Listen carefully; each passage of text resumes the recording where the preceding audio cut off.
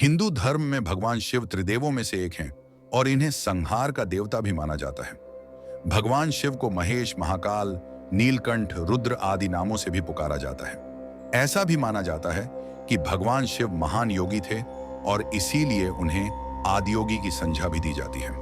हिंदू शास्त्रों में भगवान शिव को एक ऐसे देवता के रूप में वर्णित किया गया है जो बहुत दयालु और भोले हैं और भक्तों की एक सच्ची पुकार पर प्रसन्न हो जाते हैं। हालांकि जब भगवान शिव क्रोध में आते हैं तो सारी सृष्टि कांपने लगती है। भगवान शिव की महिमा का गुणगान कई प्राचीन भारतीय ग्रंथों में देखने को मिलता है, लेकिन शिव पुराण में उनके जीवन पर गहराई से प्रकाश डाला गया है। शिव पुराण में उनके जीवन, विवाह, संतान, रहन सहन आदि के बारे में विस्तार से बताया गया है। शिव पुराण में 6 खंड और 24,000 श्लोक हैं। इसके खंडों के नाम नीचे दिए गए हैं। 1. विद्येश्वर संहिता 2, रुद्र संहिता 3, कोटि रुद्र संहिता 4, उमा संहिता 5, कैलाश संहिता 6, वायु संहिता 1। विद्येश्वर संहिता शिव पुराण की इस संहिता में भगवान शिव से जुड़े ओंकार, शिवलिंग की पूजा और दान का महत्व बताया गया है। भगवान शिव के आंसू से बने रुद्राक्ष और उनकी भस्म के बारे में भी इस संहिता में जानकारी दी गई है।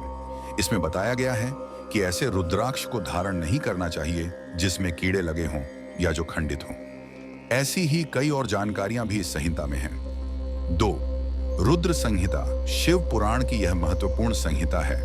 इसी संहिता के सृष्टि खंड में भगवान शिव को आदि शक्ति का कारण बताया गया है और बताया गया है कि विष्णु और ब्रह्मा की उत्पत्ति भी शिव से ही हुई। इसके साथ ही इस संहिता में भोलेनाथ के जीवन और उनके चरित्र के बारे में भी जानकारी दी गई है। इस संहिता में पार्वती विवाह, कार्तिकेय और गणेश का जन्म, पृथ्वी परिक्रमा से जुड़ी कथा आदि का भी उल्लेख है। भगवान शिव की पूजा विधि का वर्णन भी इसी संहिता में मिलता है। 3. कोटि रुद्र संहिता इस संहिता में शिव के अवतारों का जिक्र मिलता है। भगवान शिव ने समय समय पर सृष्टि की रक्षा करने के लिए अवतार लिए हैं। उनके मुख्य अवतारों में हैं हनुमान जी, अर्षभदेव और श्वेतमुख। इस संहिता में भगवान शिव की 8 मूर्तियों का उल्लेख भी है। इन मूर्तियों में भूमि, पवन, क्षेत्रज, जल, अग्नि, सूर्य और चंद्र को अधिष्ठित माना जाता है। यह संहिता इसलिए भी प्रसिद्ध है क्योंकि इसी में भगवान शिव के अर्धनारीश्वर रूप धारण करने की रोचक कथा है। 4.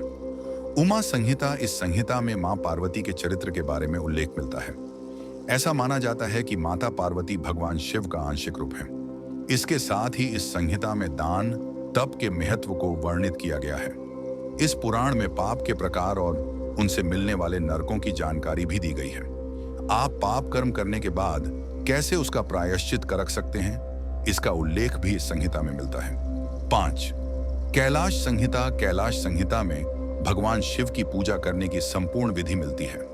इसके साथ ही योग के बारे में भी इसमें विस्तार से बताया गया है। इसके साथ ही शब्द ब्रह्मा कहे जाने वाले ओंकार के महत्व की भी इस संहिता में विस्तार से चर्चा है। इसी संहिता में गायत्री जप के महत्व पर भी प्रकाश डाला गया है। 6. वायु संहिता वायु संहिता 2 भागों में विभाजित है, पूर्व और उत्तर। इस संहिता में शिव ध्यान की विस्तार से चर्चा की गई है। साथ ही योग और मोक्ष प्राप्त करने के लिए भगवान शिव की प्रधानता की भी इस संहिता में उल्लेख मिलता है। भगवान महादेव के सगुण और निर्गुण रूप का भी इस संहिता में उल्लेख है। अगर आप भी महादेव के सच्चे भक्त हैं तो इस वीडियो को लाइक, शेयर और सब्सक्राइब जरूर करें और कमेंट में पूरे विश्वास के साथ लिखिए, हर हर महादेव।